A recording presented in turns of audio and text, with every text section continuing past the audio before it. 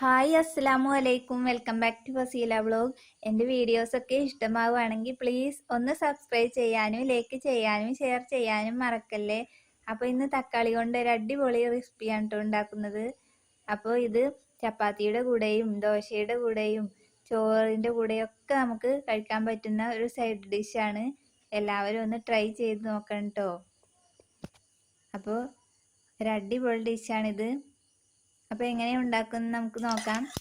അതിനായിട്ട് ഞാൻ ഒരു പാനിൽ എണ്ണ ഒഴിച്ച് അതിലേക്ക് കടുക്, ഉലുവ, കറിവേപ്പില, ചെറിയുള്ളി, വെളുത്തുള്ളി, പച്ചമുളകും ഒക്കെ ഇട്ടൊന്ന് നന്നായിട്ടൊന്ന് താളിച്ചെടുക്കുന്നുണ്ട്.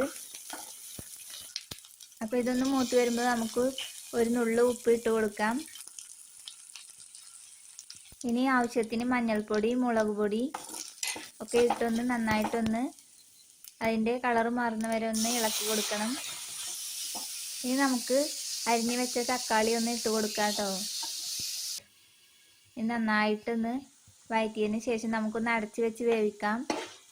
അപ്പോൾ കുറച്ച് നേരം ഒന്ന് അടച്ച് വെച്ച് വേവിച്ചതിന് ശേഷം നമുക്കൊന്ന് ഇതുപോലെ വീണ്ടും ഒന്ന് ഇളക്കി കൊടുക്കണം. അപ്പോൾ നമ്മുടെ ഡിഷ് റെഡി ആയിട്ട് അടിപൊളി റെസിപ്പിയാണ്. അപ്പോൾ നമ്മുടെ വീട്ടിൽ തന്നെ ഉണ്ടായ തക്കാളിയാണ് കേട്ടോ. അപ്പോൾ ഇത് ഞാൻ ഇവിടെ നട്ട് വളർത്തിയതാണ്. ഇതിൽ നിന്ന് ഇതുപോലെ തക്കാളി ഇടയ്ക്കിടയ്ക്ക് കിട്ടാറുണ്ട് കേട്ടോ. അതുകൊണ്ടാണ് ഇന്നൊരു റെസിപ്പി ഉണ്ടാക്കിയത്. അപ്പോൾ ഇതുപോലെ എല്ലാവരും ഒന്ന് തക്കാളിയൊക്കെ ഒന്ന് വീട്ടിൽ നട്ടുപിടിപ്പിക്കണേ.